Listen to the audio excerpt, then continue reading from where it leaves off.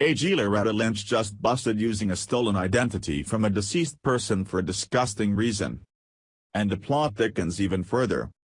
In what is even more bad news for former President Barack Hussein Obama's former Attorney General, who was supposed to be the chief law enforcement officer and chief lawyer of the United States government.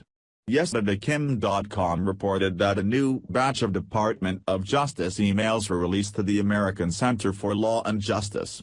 The release was part of an ongoing investigation into the secret meeting between former AG Loretta Lynch and former President and well-known sexual predator Bill Clinton, on an airport tarmac in Arizona, whose wife crooked Hillary Clinton was at the time under investigation by the FBI.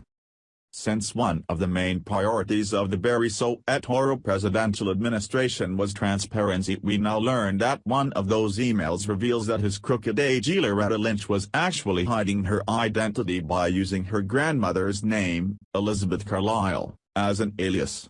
Not a very bright cookie if you ask me. In fact, even Anthony Weiner was smart enough to not use his grandfather's name when he tweeted nude pictures of himself to underage girls. And these were the people leading our great nation. Hope the free stuff and historical value of electing the first black president was worth it, folks. And to make matters even worse, it's now being reported that Lion Loretta wasn't the only Obama AG to use an alias while conducting official government business. Charlatan Obama's first crooked AG, the racist Eric Holder, also used an alias, Lou Alcindor. Fox News reports. Judicial Watch clashes with DOJ over talking points from Lynch Clinton tarmac meeting. Conservative watchdog group Judicial Watch is clashing with the Trump Justice Department over access to talking points the DOJ prepared under the Obama administration to explain the controversial tarmac meeting between Loretta Lynch and Bill Clinton last year. Judicial Watch is seeking the documents as part of a Freedom of Information Act lawsuit. The group complained late Wednesday that it had received heavily redacted emails pertaining to the department's internal preparations last year to press inquiries on the Lynch-Clinton meeting. It's jaw-dropping that the Trump administration is blacking out key information about how the Obama Justice Department tried to spin Loretta Lynch's scandalous meeting with Bill Clinton, Judicial Watch President Tom Fitton said in a written statement. The tarmac meeting fueled Republican complaints at the time that then Attorney General Lynch had improperly met with the husband of an investigation subject, Hillary Clinton, just before the probe into her personal email use was completed with no charges filed. Fired FBI Director James Comey, in Senate testimony in June, described the tarmac meeting as problematic. Judicial Watch says Peter Kadzik, then Assistant Attorney General, was involved in handling the Justice Department's response to media inquiries regarding the tarmac meeting at the time. But one email exchange shows a redacted response from him to an email with the subject line, Draft Statement, Talking Points on June 28, 2016. Another email shows then Director of the Justice Department Public Affairs Office Melanie Newman emailing with colleagues to flag a story about a casual, unscheduled meeting between former President Bill Clinton and the AG. Kadzik did not immediately respond to Fox News' request for comment. Newman's assistant told Fox News she had no comment.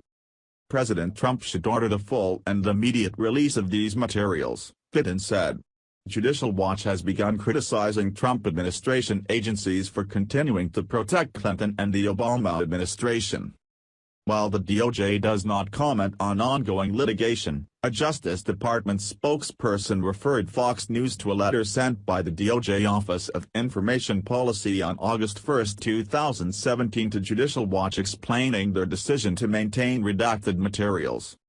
A senior attorney wrote to Judicial Watch that all 315 pages are appropriate for release with excisions made by pursuant to Exemptions 5 and 6 of FOIA. The letter explains that those sections pertain to certain inter- and intra-agency communications protected by the deliberative process privilege, and information release of which would constitute a clearly unwarranted invasion of the personal privacy of third parties. A justice spokesperson told Fox News that decisions to claim the deliberative process exemption are routine. Brian Fallon, a former spokesman for Hillary Clinton, brushed off Judicial Watch's claims against the Jeff Sessions-led Justice Department. Judicial Watch must be getting pretty desperate if it is now accusing Trump's own Justice Department of orchestrating a cover-up to protect the Clintons, Fallon told Fox News. The meeting between Clinton and Lynch occurred just days before the former Secretary of State was interviewed by the FBI about her personal server and email use while leading the State Department. A week later, Comey called Clinton's actions extremely careless but did not recommend charges. The criminal investigation was closed and then briefly reopened in October prior to the 2016 presidential election. In his June testimony, Comey cited concerns with Lynch's handling of the investigation. Comey told lawmakers that Lynch directed him to describe the email probe as a matter and not an investigation. Comey says Lynch's tarmac meeting directive to downplay probe prompted him to go rogue on Clinton case. Comey said the tarmac meeting was a deciding factor in his decision to act alone to update the public on the Clinton probe and protect the Bureau's reputation. That was one of the bricks in the load that I needed to step away from the department, Comey said, later adding that he was concerned Lynch was trying to align the DOJ's comments with the way the campaign was talking about the probe. That gave me a queasy feeling. Last month, a group of congressional Republicans called for a second special counsel to investigate Comey, Lynch, and Clinton. Who the hell were these people who couldn't even send an email in their own name because it might get back to them? What were they hiding? One thing is for sure, whatever this investigation uncovers I very much doubt things will turn out well for Obama and his gang of White House thugs. It really is a shame that in 2008 the American people forgot it was better to elect a person by the content of their character rather than the color of their skin.